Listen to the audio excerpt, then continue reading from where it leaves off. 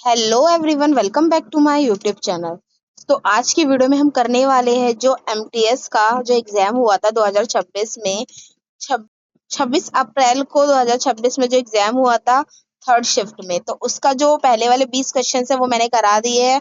अब उसके जो नेक्स्ट 20 क्वेश्चन है वो इस वीडियो में मैं कराने वाली हूँ। अगर आपको मेरी वीडियो अच्छी लगे तो प्लीज लाइक कीजिए, सब्सक्राइब कीजिए और कमेंट में जरूर बताइए कि आपको ऐसे ही सीरीज चाहिए या नहीं। तो चलिए वीडियो को स्टार्ट करते हैं।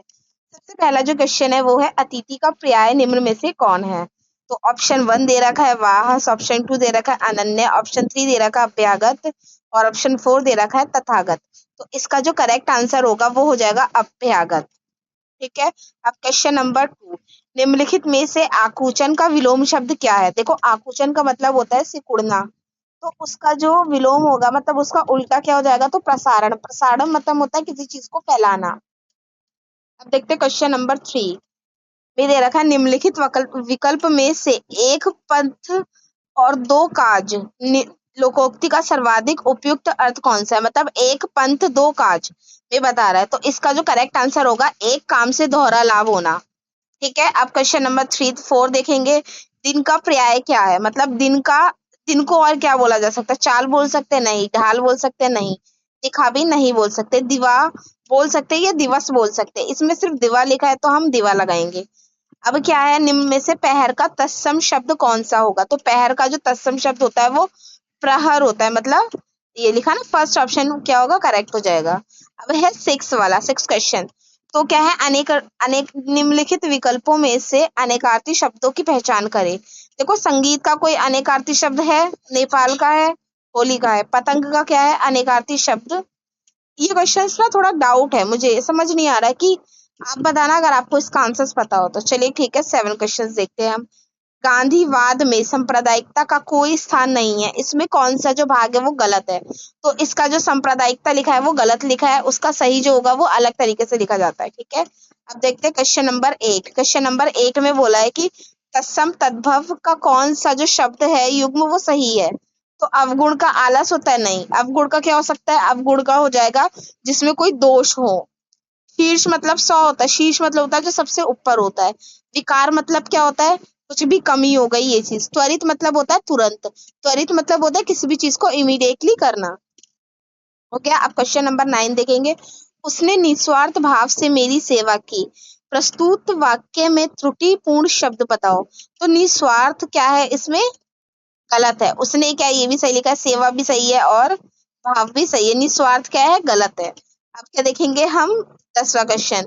10th क्वेश्चन में लिखा है दिए गए वाक्य में त्रुटिपूर्ण शब्द को पहचान कर वाक्य शुद्धि हेतु सही वर्तनी वाले वो विकल्प का चयन करना है। किसी भी दस्तावेज पर हस्ताक्षर करने से पूर्व उसे ध्यान पूर्वक पढ़े। तो कौन सा गलत है बताओ। दस्तावेज भी ठीक ही लिखा है, पूर्व भी ठीक लिखा है और वो धैर्य पूर्व भी सीख लेगा। अभी गलती कहाँ पे लिखी है इसमें, हस्ताक्षर जो है उसमें गलती है। तो हस्ताक्षर क्या है, सही लिखा है। क्वेश्चन नंबर वो ऑप्शन नंबर जो 4 है वो उसका करेक्ट हो जाएगा। अब देखते हैं क्वेश्चन नंबर 11। 11 में लिखा हुआ है परजीवी का विलोम शब्द क्या है।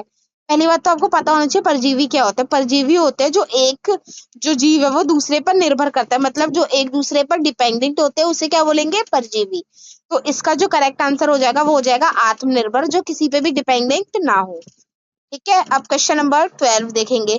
आधा तीतर आधा भटेर लोकोक्ति का क्या अर्थ है। इसका मतलब होता है असंगत मिलाप। मतलब आधा तीतर हो गया और आधा भटेर, मतलब दोनों कुछ क्या है, अलग अलग है। तो इसका मतलब क्या हो गया, असंगत मिलान।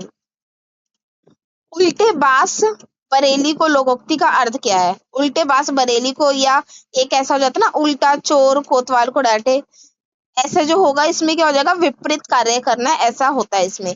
अब इसका क्या है, क्वेश्चन नंबर 13 का क्या हो जाएगा, विपरीत कार्य करना। अब देखते हैं 14 का। निम्नलिखित वाक्यों में त्रुटि पहचान कर शुद्ध वाक्यों की पहचान करना है। देखो, इसमें बिहारी रीतिकाल के प्रतिनिधि, इसमें प्रतिनिधि गलत लिखा है, नीचे वाले में भी गलत लिखा है और फोर्थ वाले में भी गलत लिखा है, लेकिन जो फर्स्ट वाला है उसमें एकदम करेक्ट लिखा है। ठीक है। अब देखते हैं 15 में दिए गए विकल्प में बिजली शब्द का अनेकार्थी नहीं है। बताओ बिजली को और क्या नहीं बोलते।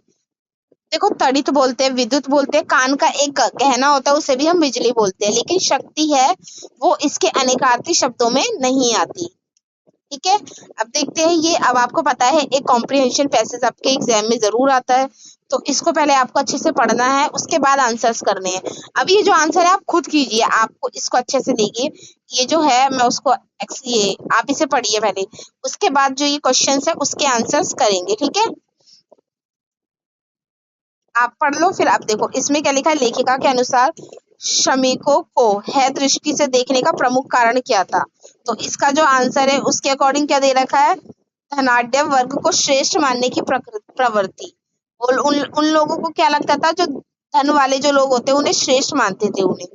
ठीक है। अब देखते हैं क्वेश्चन नंबर, लेखक के ने किस भाग से भाव ने किसान के श्रम का उल्लेख किया है, तो अन्न उत्पादन में श्रम की भूमिका दिखाने के लिए। ठीक है। क्वेश्चन नंबर 18, गद्यांश में मजदूर द्वारा बनाए गए भवनों को किस रूप से प्रस्तुत किया गया है, शहरों की शोभा बढ़ाने वाले तत्वों के रूप में।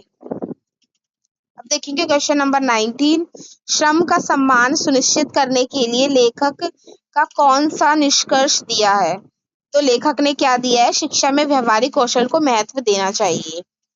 अब है लास्ट क्वेश्चन है इनका, श्रम बिना सम्मान के व्यर्थ हो जाता है, कथन का क्या आशय है, तो सम्मान से ही श्रम का वास्तविक मूल्य बनता है। मतलब अगर हम कोई मेहनत कर रहा है उसकी हम कदर नहीं करेंगे तो उससे क्या है, उसका जो मूल्य है वो खत्म हो जाएगा।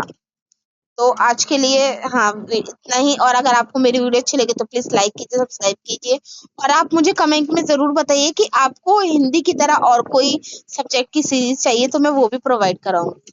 Thanks for watching.